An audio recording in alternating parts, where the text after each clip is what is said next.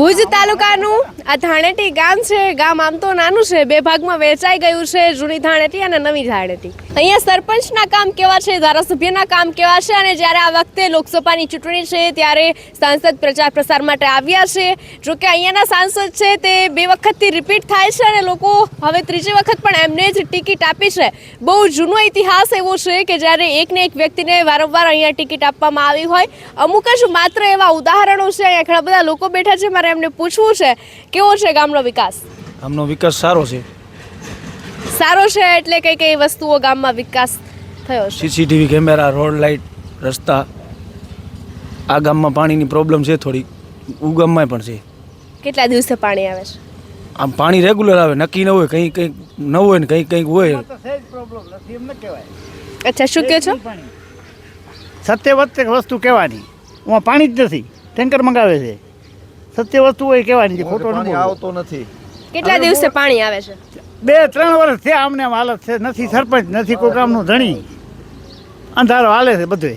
આ વખતે જ્યારે ફરી વખત લોકસભાની ચૂંટણી છે ત્યારે આપના સાંસદ આવી ગયા છે ચૂંટણી પ્રચાર માટે? આવ્યા હતા એક ફેરા, હમણાં આવ્યા હતા પ્રચાર માટે. હા, પ્રચારમાં. શું વાયદાઓ કર્યા? વાયદા તો હવે હું તો હતો નહીં, પણ વાયદા કહેતા કરી ગયા, સેટ બનાવી દેશે ગૌશાળાનું ને બધા વાયદા તો મોટા મોટા ઘણા કરે, પણ સત્ય ઘટના આવીને જોઈએ તો ખબર પડે. એવું કે છે કે ભાજપ સરકાર કે ઘર ઘર સુધી નળ છે. નળ છે, નળમાં ના, નળમાં જળ છે. નળને શું કરવો છે? પાણી વગર નળ શું કામનું? નળ તો બધે ને હોય, પાણી તો આવવો જોઈએ ને. નવા ગામમાં પાણી જ નથી, નળને શું કરે? આખા ગામમાં નળ નાખી દીધા. સત્ય ઘટના જારી સ્થાનિકમાં જઈને જોયો તો ખબર પડે કે માણસને શું તકલીફ છે, છેવાડા માનવી સુધી શું પહોંચ્યો છે. એ હજી સત્ય નથી કોઈ જાણ્યું. સ્થાનિકના માણસો છે આવતા નથી, કોઈ સરપંચ છે નહીં, ગામનું કોઈ ધણી નથી. 1.5 વર્ષથી આમને પીલાય છે રહ્યા, નહીં કોઈ ગામના વિકાસ થાય, નહીં કોઈ કામ થાય. સરકાર ઘણું કરે છે, મોદી તો ઘણું કરે છે, એવો નથી રૂપિયા ચીકાર હાલવે છે, ઉપયોગ નથી થતો. બધી ગ્રાન્ટો પાછી જાય ધારાસભ્યની, સાંસદની તો પ્રૂફ દે છે ને. 2200 કરોડ રૂપિયા પાછા ગયા સાંસદોના. એ તો તમારા મીડિયાવાળે બતાવ્યો. એ સત્ય ઘટના છે ને. ગ્રાન્ટથી પૂરી ઉપયોગ કરો. માણસો તમને વોટ દે છે, માણસને કામ લેવાનો અધિકાર છે. લોકશાહી છે, જેને જે ફાવે એને બોલે, જેને જે ફાવે એ વોટ દે. આ વખતે 2 વખત ચૂંટાઈ ગયા બાદ ફરી વખત સાંસદ તરીકે વિનોદભાઈ ચાવડા છે.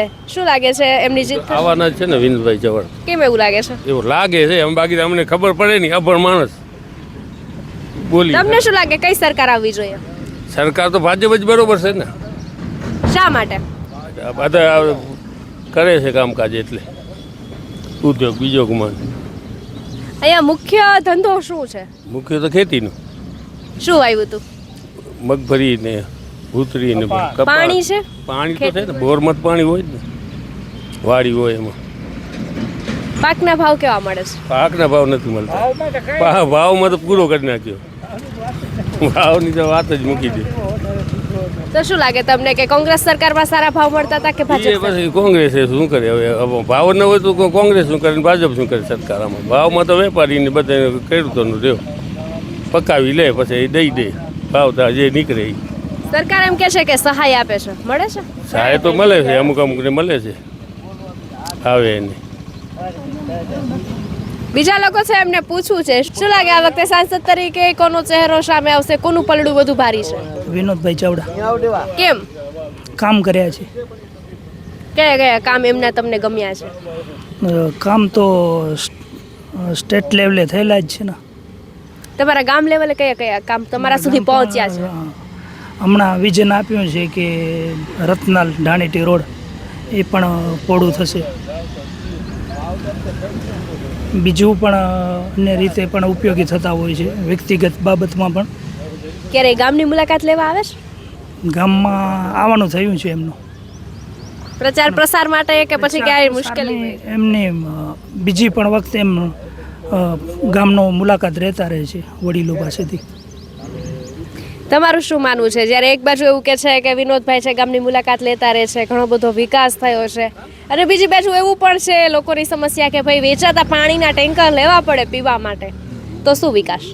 એ તો વિકાસ નબળો જ છે ને. વેચાતા પાણીના ટેન્કર લેવા માટે નબળાઈ જ કહેવાની. તો બેન બંનેમાંથી સાચું કોણ છે? શું લાગે તમને? 500-600 રૂપિયાનું અત્યારે ટેન્કર થાય પાણીનું. અત્યારે ગરીબ માણસ થોડો કાંઈ લઈ શકે. બાકી તો એ જ જે આ પ્લાન્ટોવાળા છે, પ્લાન્ટોવાળાને જો થોડો ઘણો સહકાર આપે તો ચાલે. આ મેન બીકેટી કંપની છે, ઉમે આપે છે વિદ્યાર્થીઓને જમણવાર, આ શેડ બનાવી દે.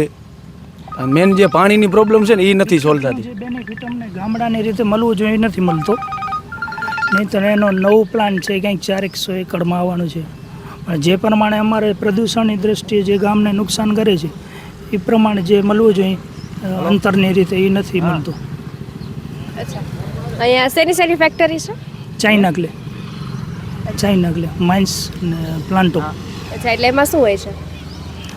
ચાઇનાકલે રો મટીરિયલ પ્રોસેસ કરીને સિરામિક યુનિટમાં એનો ઉપયોગ થાય છે. તેના કારણે ગામને શું નુકસાન થાય છે? શેનું પ્રદૂષણ વધ્યું છે? ના, એમનું સિરામિકનું તો કાંઈ નથી. મેન જે કંપની છે એમનો જે CSRની હેઠળ જે એમને મળવું જોઈએ એટલું કદાચ નહીં મળતું હોય. બીજી પણ જગ્યાએ બીકેટીનો છે, ગડપાદર છે, આમ ત્રંબવ છે, બીજી જગ્યાએ દૂરના અંતરે પણ આપે છે.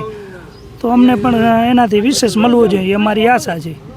સરકાર પક્ષે તો ઠીક છે, આશા હોય છે કે ફંડ આપે છે પબ્લિક, પણ વિશેષ કંપનીઓ તરફી.